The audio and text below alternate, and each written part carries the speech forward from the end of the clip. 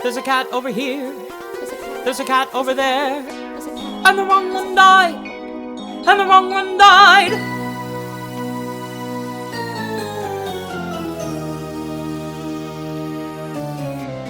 Welcome to The Wrong Cat Died, the podcast breakdown of the catastrophe. I'm your host, Mike Abrams, and today we have a special guest. She starred as Jellylorum in the 2016 Broadway revival. Welcome, Sara Jean Ford, and thanks for being here. Thank you for having me. So I want to start with my first question that I kind of always like to ask, which was, What was your history and knowledge of cats prior to being on the show? Had you seen it? Did you see it as a kid? What was your familiarity with it? Okay. I remember telling these stories, and I'm telling it again. I hated cats, but I didn't know it. You know, I was judging it before I knew it. And I was just like, ugh.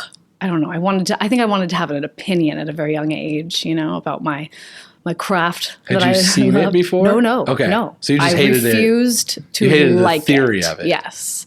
You know, like those people that did that with Rent. You know, Okay. You know those people. So I did it with cats, and my mom would always be like, "Oh my God, we should get this soundtrack, Sara." Like at Blockbuster. You know, we'd go to Blockbuster and pick out CDs, and I'd be like, "Sick, Mom. I don't want cats." Well, you didn't go as a kid, though. That's key. Absolutely not. No, I did not. I did Phantom, and I did Forever Plaid, of course.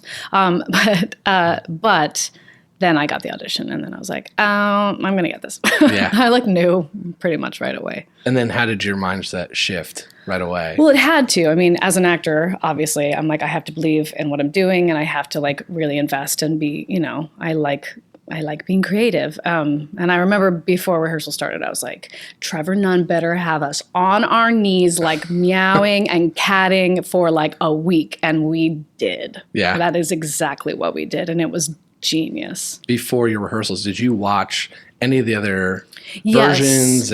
Yeah, Tyler Haynes and Tyler is my best friend, my BFF. He and I sat down and we watched it sober. Stone cold sober.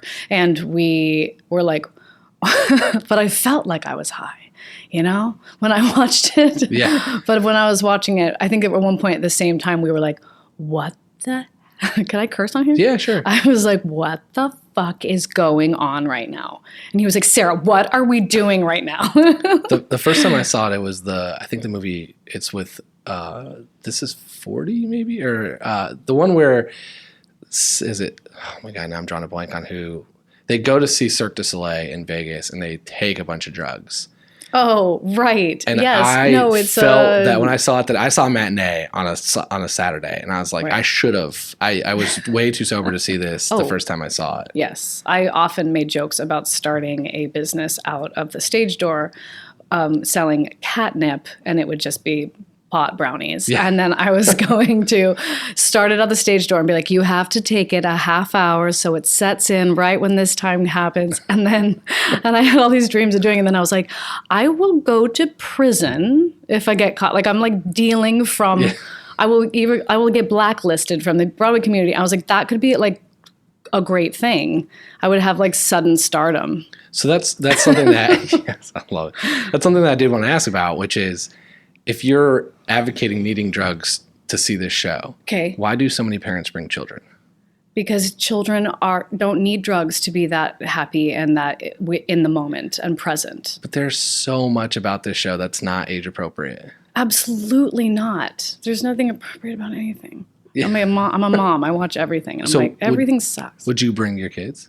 Yeah, my 3-year-old daughter came. You saw me as Jellylorum. Well, okay. She had a very... But you were in it. That's different to see Mom. Yeah. What about in 3 years, 5 years? The traveling shows is going on. Would you bring... You're not in it anymore. Would you bring your kids? Well, no, I'm not going to go see that show right now. I'm sorry.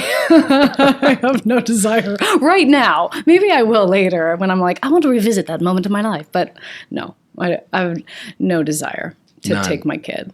Do we talk about the movie?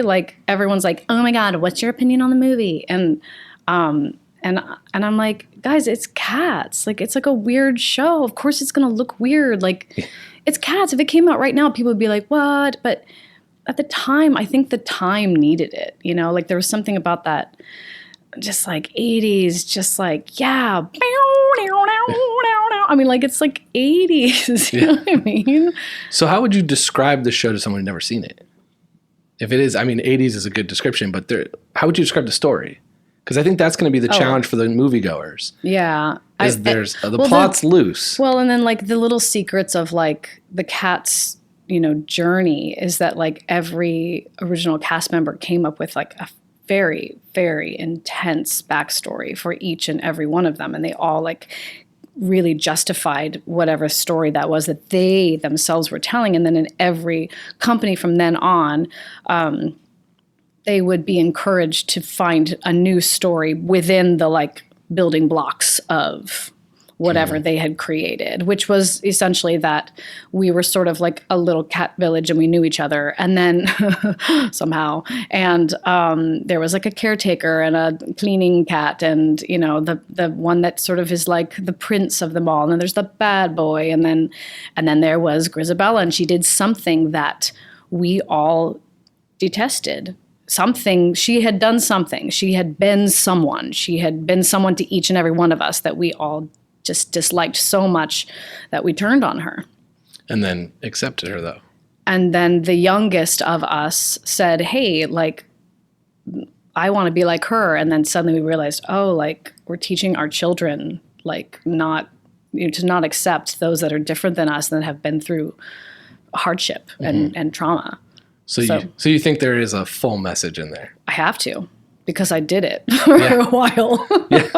So I had to believe in it every night. Yeah. Oh yeah, like Jellylorum and Grizabella were sisters in my world, and Grizabella stole my only chance at love, and I never loved again, and I just became a weird nurse cat to this old love with Bustifer.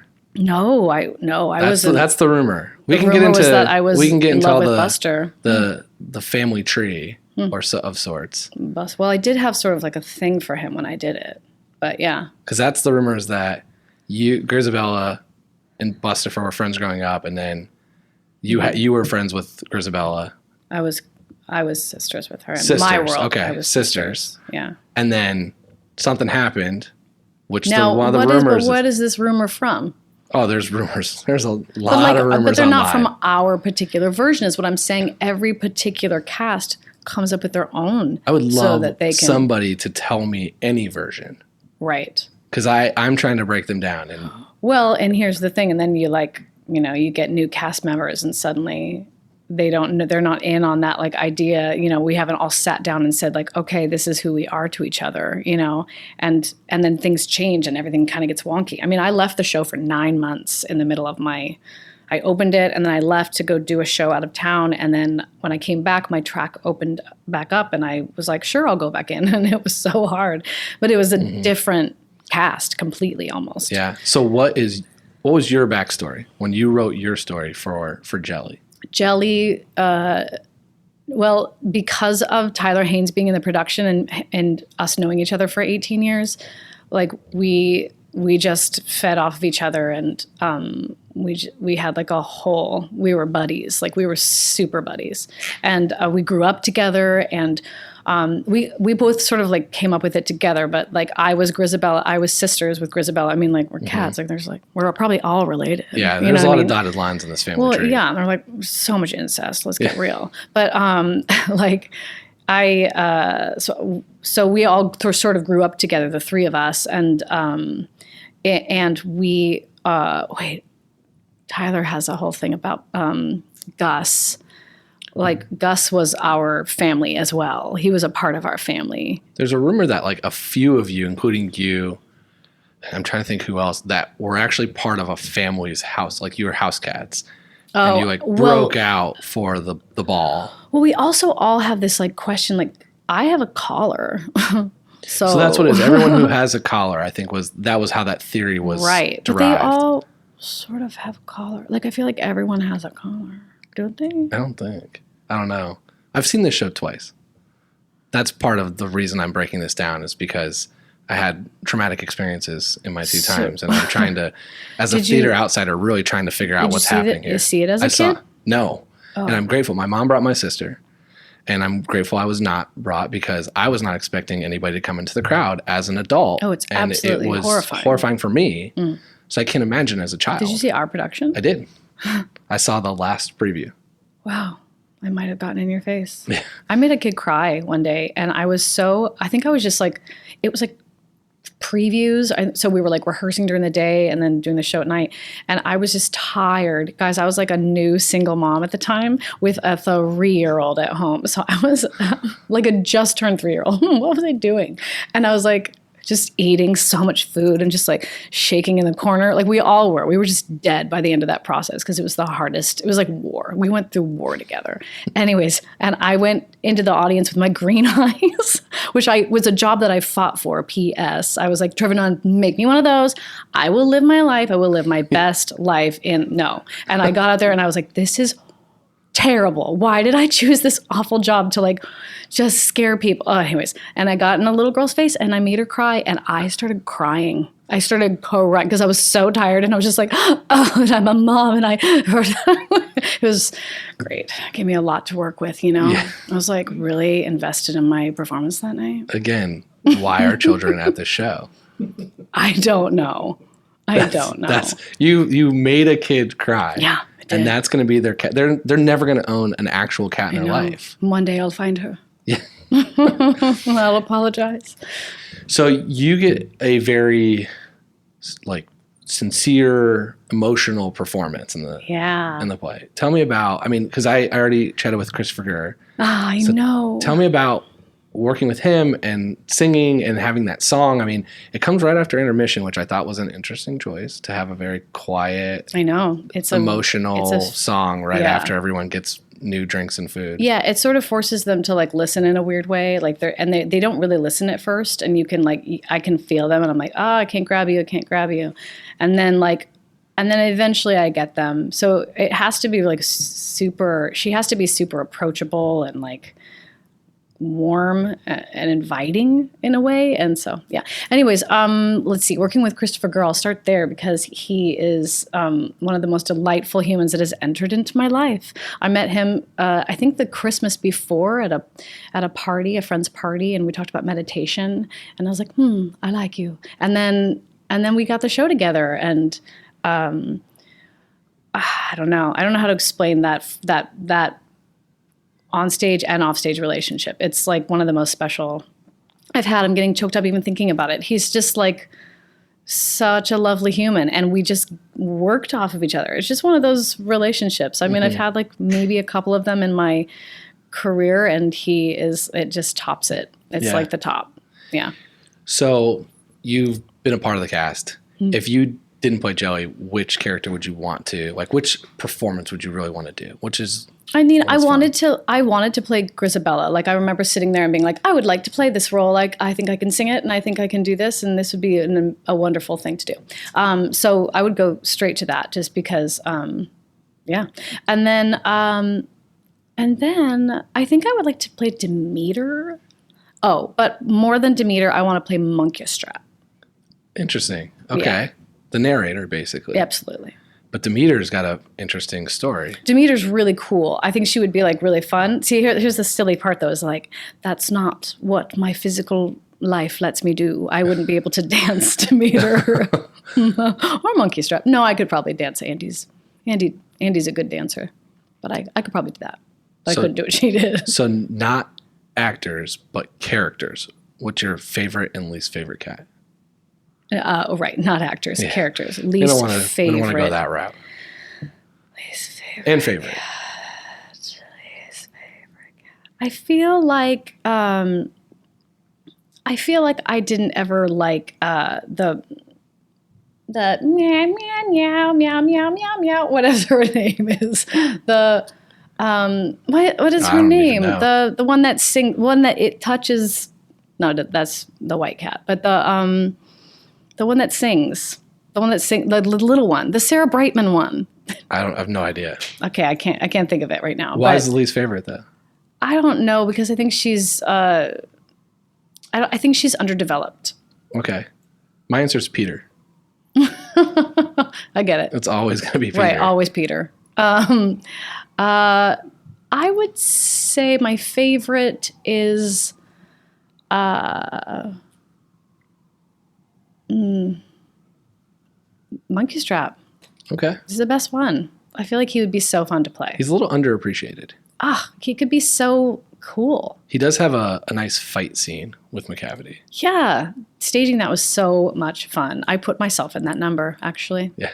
I did. I put myself, because I was like, okay, well, I can't stand around in this right now. Like, I have to be. So I learned it, and then I just put myself in it. Like, he never said no, Sarah. And I was so you fought with Monkey Strap. I didn't fight with him, but yeah, I was in the like that like fun thing. I was in that part. That was fun. So you talked a little bit about the movie. Are you going to see the movie? Of course. I think a group of us have talked about seeing it together. So yeah, absolutely. Okay. And we have friends in it. You know, Robbie Fairchild is a lovely friend of mine, and Judi Dench. Just kidding. We're like really just best friends. We're just best friends. I don't know. Yeah, I want to support it. Yeah. Absolutely. New trailer came out today. I like when friends have jobs, and I like when people have jobs and art gets made. You know, it's supposed to make us go ee or yay or whatever. That's what art's supposed to do. Yeah. So we got to do it. And you need to get your catnip before you see it. We'll see. Who knows? Yeah. Okay. So my final question, which is the premise of my podcast. Yes. Which is that I think Grizabella is the wrong choice to die at the end of the movie. Right. Okay. Do you agree with me? And if not, who do you think should have died? Oh, I mean, old Deuteronomy is like basically on his last leg, so we could probably. Can he die though? Because he seems like the judge. I feel like he's making the decision. He's dying. Yeah. No, he's dying. I think that was one of the things that we decided on, that he was dying, and because Monkey Strap is the prince, he's sort of the king, and then Rum Tum Tugger and Monkey Strap are brothers.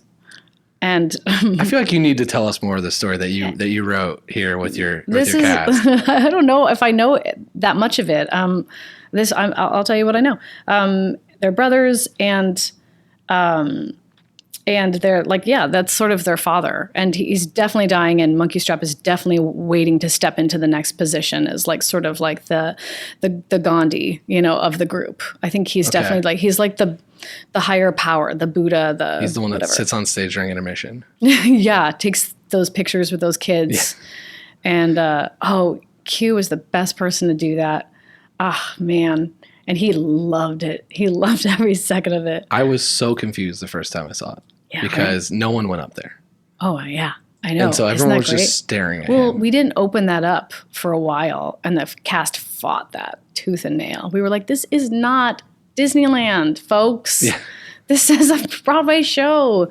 If you're going to make this happen, do it. But, you know, whatever. Okay, so brothers waiting to take over. Waiting to take over. Where does Mungo, Jerry, and Rumple Teaser fit in?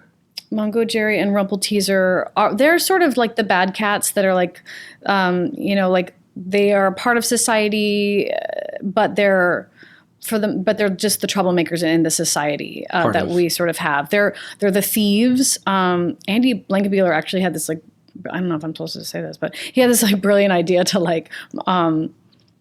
make them thieve Bustopher Jones and like in a scene and like have them sort of like thieve him and he had an idea, a theory that maybe they also worked for McCavity.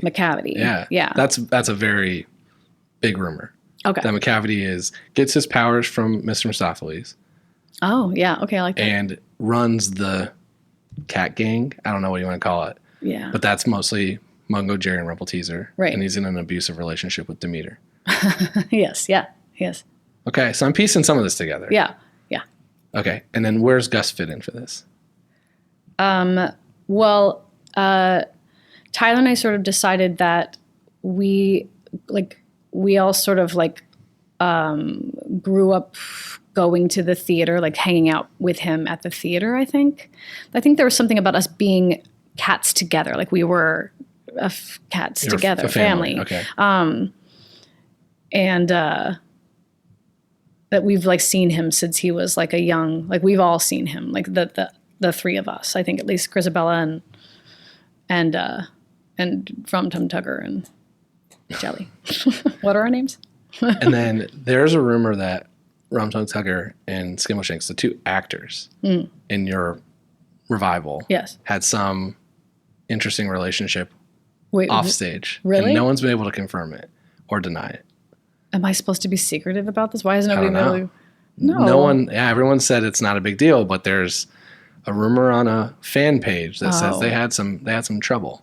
Or maybe it was a positive. It was just saying Between there's who? a Rum Tum Tugger and Skimbleshanks. No. Nothing? No. That's hilarious to me. Right? So, okay. So I'll submit the feedback to the rumor mill. Well, I mean, there's no rumor mill. That's hilarious. There is a Cats rumor mill. Oh, but I'm sure it's like one person said it. And It probably, it's just me writing it all at this point. Right. Well, it's like all the like, girl fans of like Sex and the City were like, aren't all of them like in a fight right now? Like all the actors like in a fight. That's like a rumor too. I hope that people look at Cats the same way they look at Sex and the City. Of course they do. No, but no, there's no. Okay. There's no beef I know of there. Nothing. And if I was like going to be silent, then I think then. Yeah, you just wouldn't have said anything. Yeah, well, I'm going to speak. No for them. comment. I'm going to speak for them. Okay. Well, thank you so much for being here. Sure, I'm so happy to be here. How can we find you on social media? Oh, gosh, my Instagram is @sweetford. That's good enough. I don't really tweet. I'm not really a tweeter. Mm-mm. Perfect. Yeah. Thanks for listening to this bonus episode with Sara Jean Ford on The Wrong Cat Died, the podcast breakdown of the catastrophe. Thank you for being here. Thank you for having me. Listen and subscribe via bpn.fm/The Wrong Cat Died or wherever you find your podcasts.